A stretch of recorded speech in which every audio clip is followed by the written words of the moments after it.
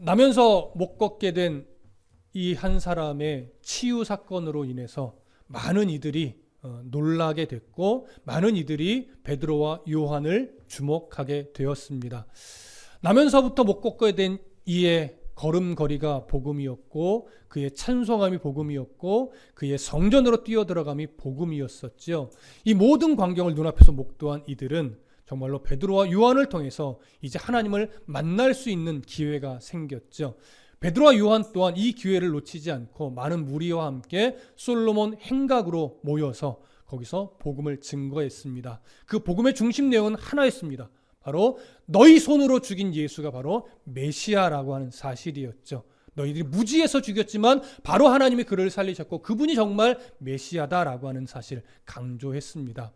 그러면서 그러기 때문에 너희들이 지금 빨리 회개함으로 예수를 믿어야 한다는 사실을 강조했지요. 그렇게 베드로가 복음을 증거하면서 예수 안에 부활이 있고 승리가 있음을 증언하고 있을 때 그들 앞에 오늘 성경에서 기록된 대로 제사장들, 성전 맡은 자, 그리고 사두개인들이 들이닥쳤습니다. 바로 이 베드로와 요한을 잡아 가두기 위함이었죠. 오늘 이 과정 속에서 하나님이 주시는 음성을 듣고자 합니다. 자, 먼저 1절부터 3절까지 다시 한번 읽겠습니다. 사도행전 4장 1절부터 4절입니다. 시작. 사도들이 백성에게 말할 때에 제사장들과 성전 맡은 자와 사두개인들이 이르러 예수 안에 죽은 자의 부활이 있다고 백성을 가르치고 전함을 싫어하여 그들을 잡음에 날이 이미 저물었으므로 이튿날까지 가두었으나 말씀을 들은 사람 중에 믿는 자가 많으니 남자의 수가 약 5천이나 되었더라. 자, 3절까지 읽자고 했는데 제가 4절까지 함께 읽어버렸네요. 자, 베드로와 요한이 복음을 전하고 있을 때 오늘 성경은 세 부류의 사람들이 함께 몰려왔습니다. 바로 제사장들, 그 다음에 성전 맡은 자, 그 다음에 사두개인들입니다. 자, 이들이 베드로와 요한을 잡아갔는데 오늘 3절은 이렇게 표현해요. 날이 이미 저물었으므로 이튿날까지 가두었다라고 하죠. 날이 이미 저물었기 때문에 가두었다라고 하는 것은 어떤 의미냐면 당시 랍비의 법에 의하면 날이 저물면 그 어느 누구도 재판을 할 수 없게 되어 있었습니다. 물론 금전의 문제로 재판을 이미 진행하고 있었다면 그 재판의 문제에 있어서는 날이 저물어도 매듭질 때까지 재판을 할 수 있었어요. 그러나 생명에 관한 문제에 있어서만큼은 날이 저문 뒤에는 재판을 진행할 수도 없고 재판을 개설할 수도 없었습니다. 그러니까 지금 이 두 사도를 잡아갔는데 날이 저물었기 때문에 다음 날까지 가두었다라고 하는 것은 이 두 사도를 어떤 문제로 잡아갔다라고 하는 것과 동일해요? 생명과 관련된 문제로 잡아갔다라고 하는 의미가 되는 거예요. 그러니까 지금 두 사도는 어떤 위협을 받고 있어요? 생명의 위협을 받고 있는 지금 위기 상황에 놓이게 된 것입니다. 여러분 기억을 한번 더듬어 볼까요? 예수님 때로 가보십시다. 예수님이 제사장들에 의해 붙잡혀 갔을 때 그때도 날이 저문 이후였어요. 근데 그때는 다음 날까지 가두어 두었나요? 아니면 그 밤에 아주 신속하게 공회로 모여서 재판과 신문이 이루어졌나요? 재판과 신문이 그 밤중에 이루어졌어요. 왜일까요? 바로 이 제사장 그룹들, 바리새인들, 사두개인들 이들이요 엄청난 위협을 느끼고 있었기 때문에 그렇습니다. 그들 입장에서는 너무나 긴급한 상황이다라고 여기고 한밤중임에도 불구하고 공회를 소집했고 재판을 열었고 신문을 했어요. 그들 스스로가 랍비의 법을 어긴 거예요. 그러면서까지 예수를 십자가에 못 박는 일에 앞장섰던 것을 기억할 겁니다. 지금 이 상황도 예수님 때와 버금가지는 않지만 이들이 뭔가 위협을 느끼는 거예요.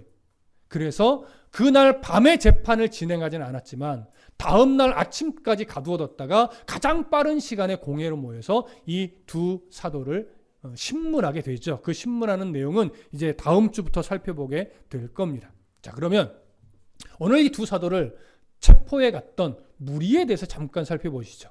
세 그룹이었어요. 첫 번째 어떤 그룹이었죠? 제사장들.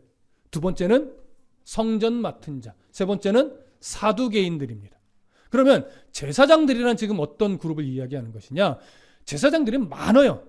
아론의 후손으로서 또 오늘 본문에 있는 제사장들은 사독의 후손들인데 숫자가 많기 때문에 그 주간의 성전의 업무를 맡고 있던 제사장들입니다. 그러니까 현재 아직 대제사장은 아니에요. 그 주간의 성전의 업무를 맡았던 제사장들이 몰려온 거예요. 두 번째는 누굽니까? 성전 맡은 자죠. 이 성전 맡은 자는 누구를 의미하냐면 성전의 경비를 맡은 책임자예요. 성전의 치안을 유지하고 경비를 서며 할 때 성전 안에 모든 질서 업무를 담당하는 무리가 있는데, 그러니까 성전 수비대 이렇게 생각하시면 돼요. 근데 그 성전 수비대의 대장을 말하는 거예요. 그 대장이 함께 왔어요. 근데 이 성전 수비대의 대장은 당시 유대 사회에서 어느 정도 위치에 있느냐? 당시 유대 사회에서 권력으로 제1인자는 대제사장입니다. 그 다음에 2인자가 누구냐? 바로 성전 맡은 자예요. 이 성전 맡은 자, 성전 수비대도 레위인들로 구성이 되어 있습니다. 그 다음에 세 번째는 누구예요? 사두개인들이죠. 사두개인들은 사독의 후손들을 말하는 겁니다. 그러니까 이들도 거의 대부분 다 레위인들이에요. 그러면 제가 지금 말씀드렸죠. 세 부류. 제사장들, 성전 맡은 자, 사두개인들. 각자 맡은 업무들은 달라요. 근데 아주 중요한 하나의 공통점을 갖고 있죠. 뭘까요? 이들이 다 레위 계열의 사람이라는 거예요. 다시 말하면 이들이 다 사두개파 사람들이라고 하는 의미입니다. 사두개파 사람들. 자, 그러면 이왕 사두개파라는 표현을 했으니까 여기서 당시 유대 사회에 있었던 세계 당파에 대해서 조금 정리하고 넘어가겠습니다. 왜냐하면 이때 아니면 여러분 들어볼 기회가 별로 없기 때문에 유대 사회에서 세 가지의 아주 주요한 당파가 있었는데 첫 번째 당파는 우리가 익히 잘 알고 있는 바리새파입니다. 두 번째 당파는 지금 언급된 사두개파입니다. 근데 세 번째는 그리 많이 언급되지 않는 에세나파라고 하는 당파가 있었습니다. 이 외에도 작은 당파들이 있긴 하지만 이들은 별로 쳐주지 않고 유대 사회에서 세계 당파 하면 바로 이 바리새파, 사두개파, 에세네파를 의미합니다. 그러면 바리새파는 어떤 특징을 갖고 있는 당파냐? 보편적으로 바리새파에 속한 사람들을 바리새인이라고 부릅니다. 여러분, 바리새인 하면 보통 예수님 앞에 많이 책망받았던, 위선으로 책망받았던 그런 당파죠. 바리새인들은 주로 평민으로 구성이 많이 되어 있습니다. 그러니까 사람의 숫자가 많죠. 바리새파에 속한 사람이 많을 수밖에 없어요. 근데 이 바리새파는 평민들로 구성되어 있으면서 뭐에 집중하던 당파냐면 종교적 규율, 그러니까 율법과 종교적 규례에 아주 능통했던 자들이고 이것을 지키는데 집중했던 자들이에요. 그렇게 생각해 보세요. 율법과 종교적 규례, 규율 이런 것에 집중했던 당파라면 이들 스스로 뭐에 도취되어 있을 가능성이 많을까요? 종교적 의로움에 도취되어 있는 모습이 많아요. 그래서 사람에게 보이려고 구제를 하고 사람에게 보이려고 기도를 하고 사람에게 보이려고 금식을 하던, 그래서 예수님 앞에 저들은 위선적 의의를 가진 자들로 책망을 많이 받은 당파가 바로 이 바리새파 사람들입니다. 바리새파의 이 바리새라고 하는 이름 의미도 어디서 온 거냐면 구별하다 이런 의미에서 온 거예요. 그럼 이 구별이 좋은 의미의 구별이 아니라 우리는 저런 평민들과 달라, 우리는 종교적 의로움을 가지고 있어, 이렇게 그들 스스로 교만에 빠지고 자만에 빠져 있는 특징을 가진 집단이 바로 이 바리새파예요. 이 바리새파는 교리적으로 보면 그리 틀리지는 않아요. 교리적으로 이들은요, 하나님의 섭리를 인정했고 사람이 죽은 이후에 그 영혼이 하나님 앞에서 영원한 행복으로 가든지 영원한 불행으로 가든지 사후세계를 인정했습니다. 그러다 보니까 당연히 이들은 언젠가 우리가 부활할 것이다, 이 사실도 인정했죠. 그러면서 선민사상에 취해 있었기 때문에 우리는 유대인들만큼은 하나님의 특별한 은혜에 놓이게 될 것이다 라고 하는 선민사상에도 집중했던 인물입니다. 그래서 이러한 특징으로 인해서 바리새파는요, 늘 어디를 가든지 존경받기를 좋아했고 어디를 가든지 상석에 앉는 걸 좋아했고 어디를 가든지 그들의 종교적 행위에 대해서 존경심을 받는 것, 존경을 받는 것에 대해서 너무나 좋아하고 거기에 좀 많이 빠져있던 그런 당파가 바로 바리새파입니다. 이와 달리 사두개파는 주로 귀족 중심으로 되어 있어요. 제가 조금 전에 언급했죠. 이들은 주로 레위인 그룹이 제일 많다고. 그래서 제사장들도 거의 다 사두개파에 속해 있었고 성전에서 일하는 사람들은 대부분 다 사두개파에 속해 있어요. 그럼 보십시오. 사두개파의 이런 레위 그룹, 제사장 계열, 성전의 업무를 맡은 자, 뭐 이런 자들로 다 구성이 되어 있다면 이들의 숫자는 많지는 않아요. 어디에 비해서? 바리새파에 비해서 숫자가 적습니다. 하지만 이들은요, 뭘 장악하고 있냐면 일단 권세를 장악하고 있어요. 권력을 장악하고 있어요. 그 다음에 종교를 장악하고 있어요. 바리새인들이 율법에 능통해서 율법적 영향력을 가지고 있다면 바리새파는 정치와 종교의 영향력을 가지고 있던 자들이에요. 그래서 주로 귀족 중심이에요. 그래서 숫자는 적어요. 하지만 정치를 붙잡고 있기 때문에 이들의 권세는 대단했습니다. 그래서 권세와 부를 쥐고 있었던 자들이 바로 이 사두개파예요. 그래서 사두개파는 정치를 갖고 있기 때문에 이 당시로 보면 누구와 연결이 되어 있냐면 로마 권세와 늘 연결이 되어 있어요. 그래서 어떻게 하면 로마의 눈에 벗어나지 않을까? 로마의 권세를 등에 업고 자신들의 권세를 유지하고 그것을 통해서 부까지도 누릴까? 이거에 집중되어 있던 사람들이에요. 근데 왜 여기에 집중되는 특성을 가질 수밖에 없냐면 사두개파 사람들이 가지고 있던 교리적 특징 때문에 그래요. 자, 우리가 이전에 잠깐 언급했을 때 사두개파의 교리적 특성 중에 대표적인 특성이 하나 있었어요. 그것이 뭐였죠? 기억하시나요? 이들은 뭘 인정하지 않아요? 뭘까요? 부활을 인정하지 않아요. 그럼 왜 이들이 부활을 인정하게 하지 않게 되었느냐? 그거를 좀 살펴보시면 좋을 것 같아요. 사두개파의 출발은 사독이라고 하는 인물로부터 출발합니다. 다윗 시대의 대제사장이 되었던 인물이에요. 이 사독의 스승이 안티고누스라고 하는 사람이 있는데 이 안티고누스라고 하는 사독의 스승은요, 굉장히 신앙적으로 정직했던 사람이에요. 그래서 사독을 가르칠 때 무엇을 강조했냐면 사독, 제사장으로서 업무를 수행하는 것, 신앙인으로서 살아갈 때 보상 심리에 빠져서는 안 된다. 보상을 기대해서는 안 된다. 그리고 또 무엇인가 하나님으로부터 벌 받을까 이런 형벌의 어떤 두려움 때문에도 이 일을 해서는 안 된다. 순전하게 그저 하나님의 은혜 앞에서 묵묵히 어떤 보상도 바라지 말고 형벌에 대한 두려움도 갖지 말고 저 하나님의 은혜 안에서 묵묵히 자신의 길을 가는 것, 신앙의 길을 가는 것, 이것이 좋은 것이다 라고 하는 가르침을 안티고누스가 사독을 이렇게 가르쳤어요. 너무나 멋지지 않습니까? 오늘날도 동일해요. 우리의 신앙이 마찬가지예요. 그런데 당시 사독이 이걸 완전히 오해했어요. 그래서 보상도 기대하지 말고 형벌의 두려움도 갖지 말라라고 하는 말을 어떻게 곡해했냐면 죽음 이후에는 어떤 상급도 없고 죽음 이후에는 어떤 형벌도 없다. 이렇게 결론을 내려버린 거예요. 그러면 여러분 생각해 보십시오. 죽음 이후에 상급도 없고 죽음 이후에 형벌도 없다라고 단정을 딱 지어버리면 그 순간 이 교리 안에는 뭐가 사라지게 될까요? 부활 교리가 사라지는 거예요. 내세가 없어지는 거예요.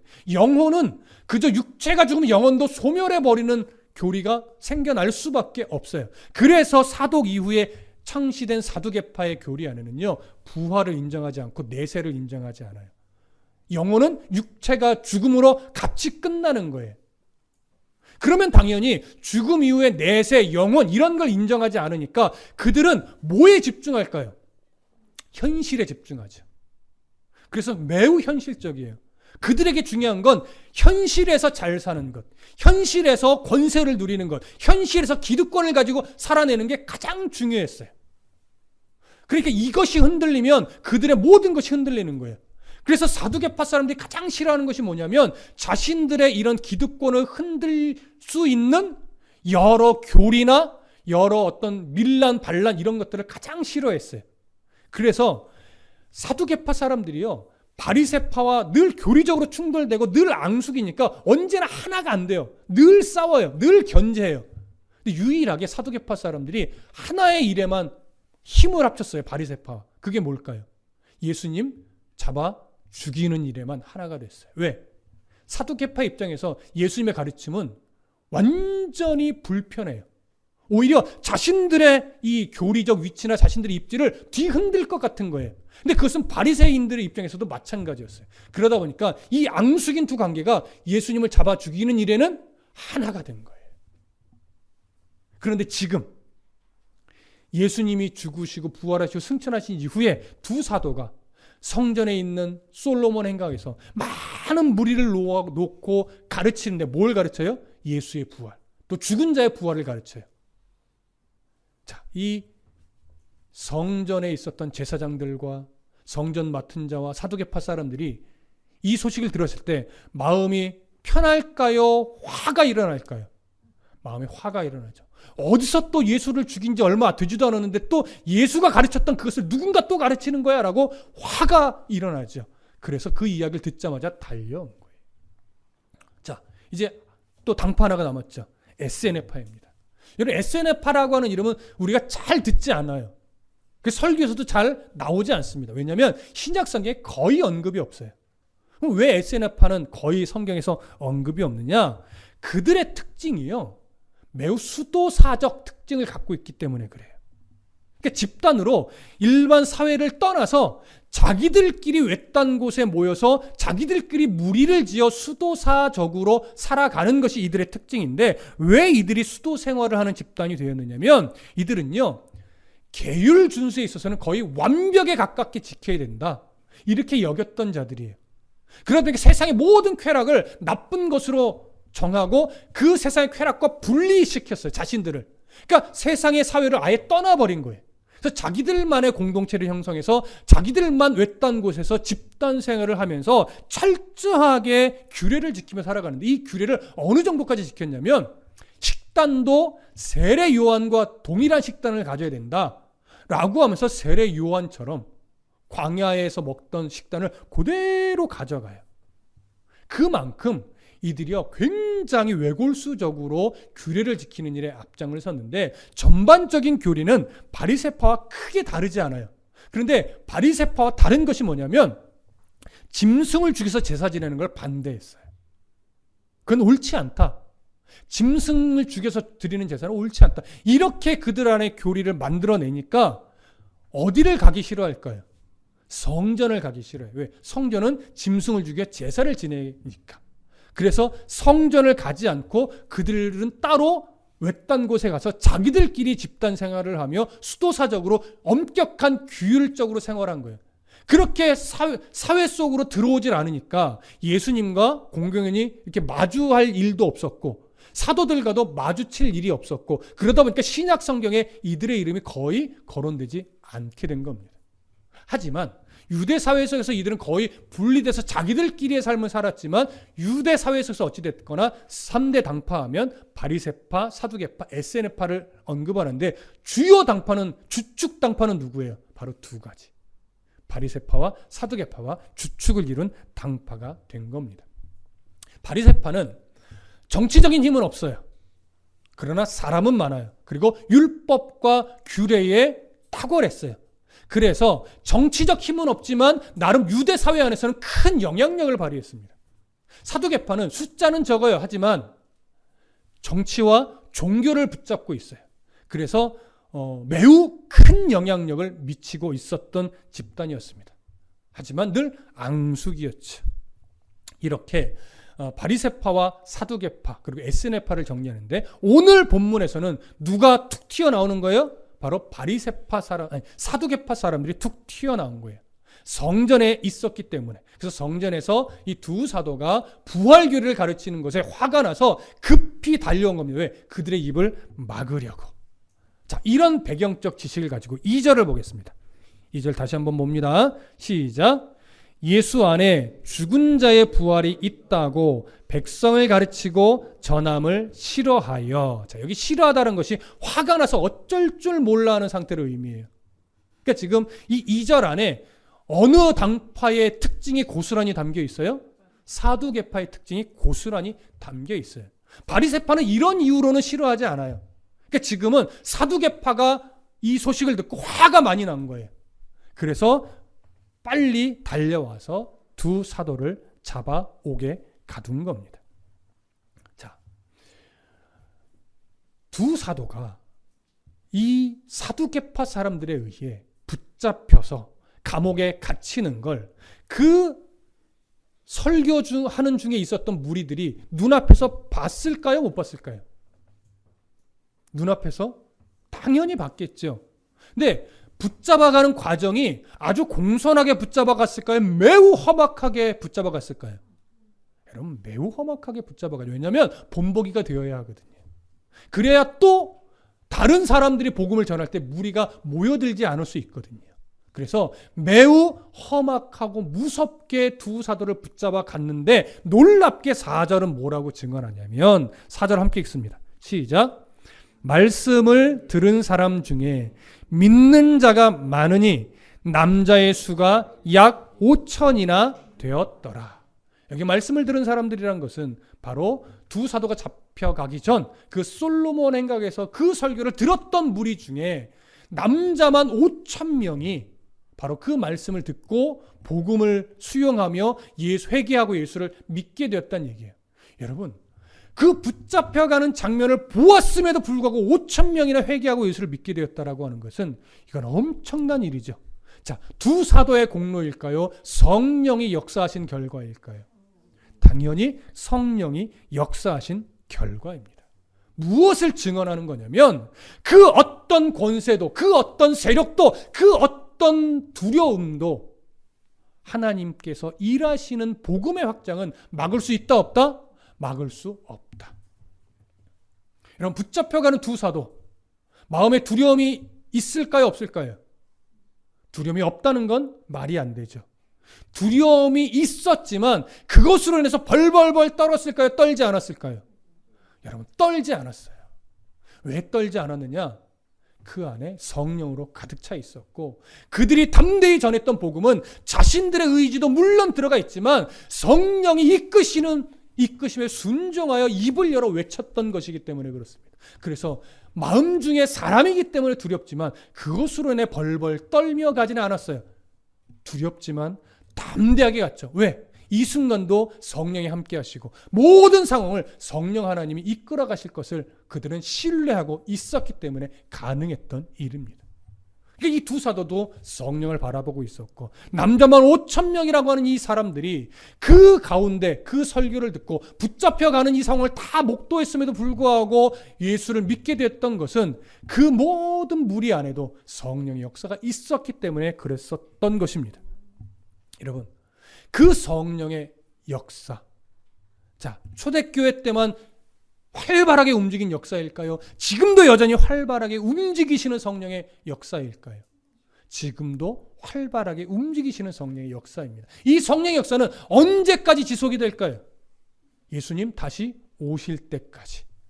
여러분, 우리는 이 사실을 성경을 통해서 보고 있고, 우리가 성령의 이렇게 우리의 삶을 인도해 가시는 역사는 우리들의 인생 속에 우리는 종종 경험을 했습니다. 그리고 우리는 앞으로도 그 성령의 도우심을 따라 살아갈 것을 기대하며 오늘을 살아가고 있습니다. 여러분, 아멘이십니까? 여러분, 성령의 도우심 없이 저 잘 살아가실 수 있습니까? 여러분, 우리는 성령의 도우심이 없이 우리는 이제 잘 살 수 없는 자들이에요. 성령의 도우심만이 우리들의 인생이 정말 풍성한 인생으로 갈 수가 있는 거죠. 그런데 이제 중요한 건 뭐냐면 성령의 역사로 말미암아 드디어 초대교회가 시작이 되고, 성령의 역사로 말미암아 사도들을 통해 3천 명이 회개하고 5천 명이 회개하는 일들이 일어나고, 성령의 역사로 말미암아 안진뱅이가 일어나고 병든 자가 고침을 얻는 이런 역사들이 지금 초대교회 때 계속 일어나고 있어요. 벌써 성경에 기록된 숫자만도 남자만 8천 명이라면 이미 몇몇 명 됐을 거예요, 남녀노소를 합치면. 그런데 성경이요, 그렇게 이미 수만 명 될 것으로 여겨지는 초대교회의 이 공동체가 어떤 하나의 세력이 되었다라고 증언하지 않아요.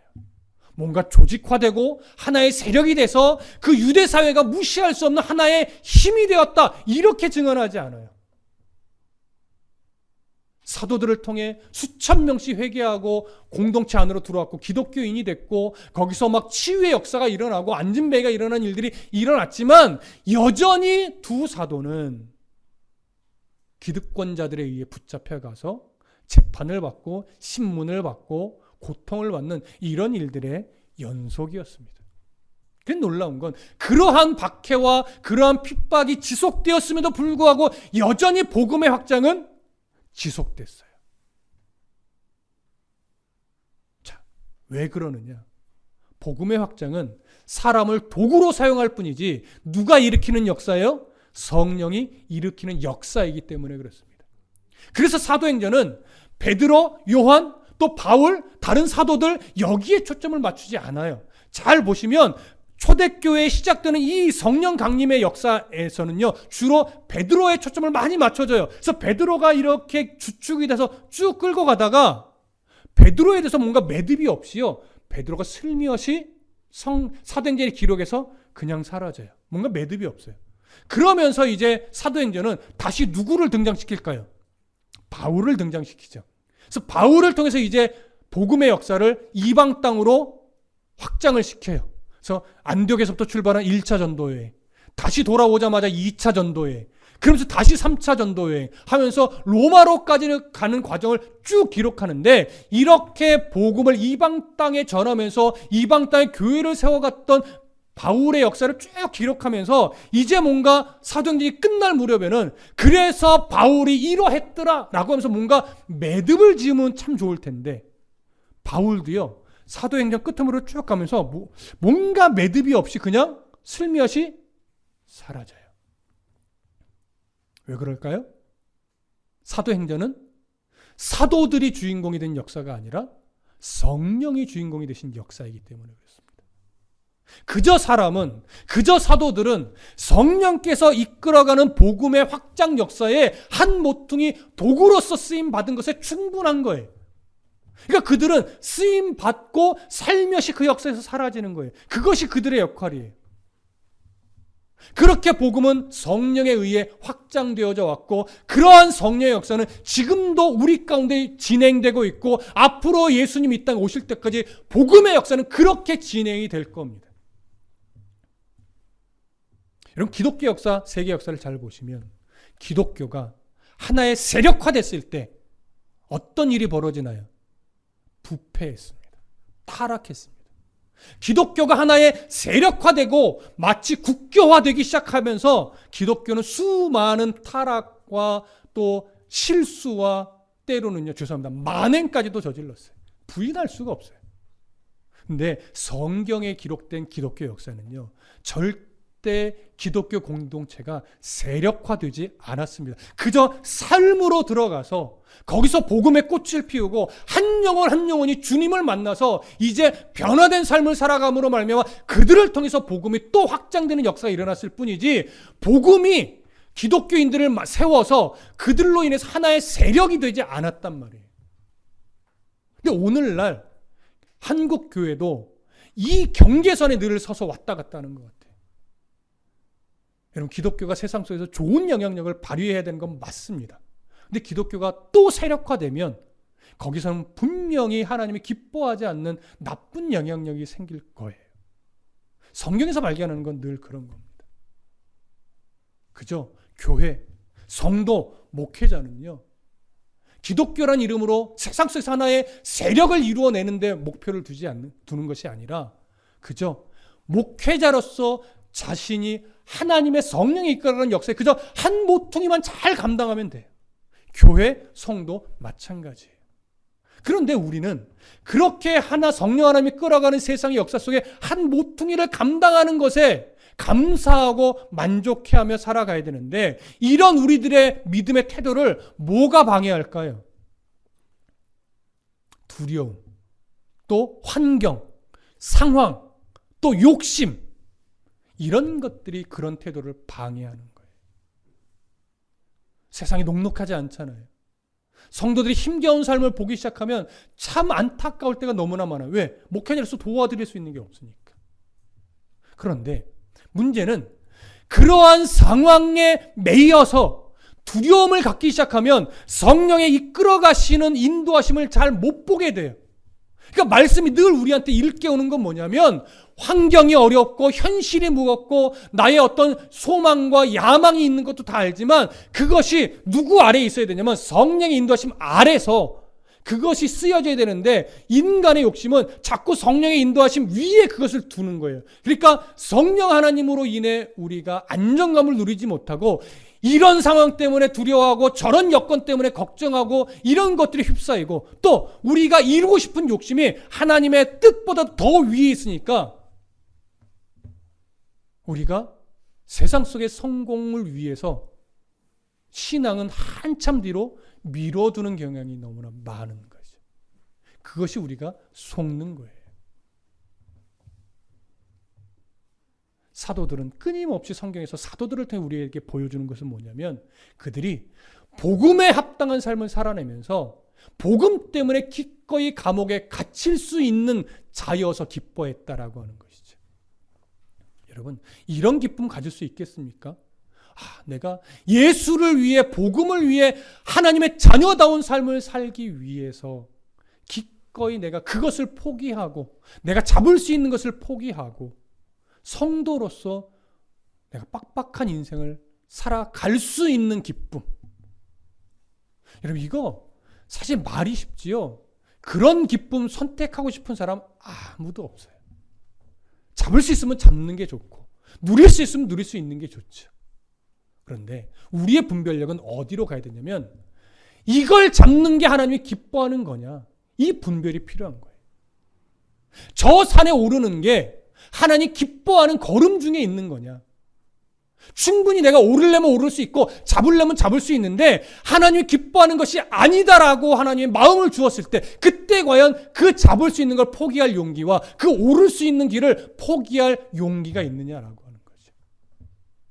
우리 안에 필요한 것은 바로 이 분별력을 갖고 잡을 수 있는 것을 잡지 않고 주님 때문에 놓을 때 오는 영적인 기쁨, 이걸 경험해야 되는 거예요.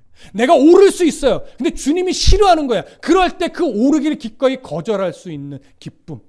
그것으로 인해서 하나님이 더 큰 걸 주시겠지, 이런 기대를 하지 않고 기꺼이 붙잡을 수 있는 걸 놓음으로 인해 오는 영적인 기쁨. 오를 수 있는 걸 오르지 않음으로 인해 오는 불편함을 감수하며 누리는 영적인 기쁨. 여러분, 이것을 기쁨으로 여길 수 있게 될 때 비로소 우리의 신앙이 한 단계 올라서는 거예요. 그런데 이게 결코 쉽지 않습니다. 하나님 눈 한번 꼭 감아주세요. 내가 주님은 버리지 않잖아요. 요거 하나만 잡으면 내가 인생이 얼마나 풀리는데요. 라고 하면서 하나님이 기뻐하지 않는 걸 알면서도 그걸 잡으려고 애쓰는 게 사실은 우리의 속성이란 말이죠. 성경은 끊임없이 그 경계선에서 너 붙잡아야 될 것과 놓아야 될 것 분별해야 된다. 너 올라서야 될 것과 오르지 말아야 될 것을 분별할 수 있어야 된다.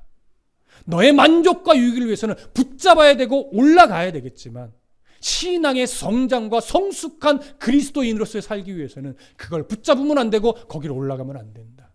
이런 하나님의 음성을 여러분 분별하여 들을 줄 알아야 됩니다. 이런 삶을 우리가 살아가려고 기도하며 몸부림칠 때 하나님께서는 우리의 삶을 정말로 아름다운 성도의 삶으로 인도하실 것이고 거기에는 한순간의 기쁨이 아니라 영원한 기쁨이 있다라고 하는 것 꼭 기억하셔서 정말로 성도의 삶의 기쁨이 어디로부터 오는 것인가 잘 분별하는 그러한 거룩한 성도의 삶이 되시기를 축복합니다. 기도하겠습니다.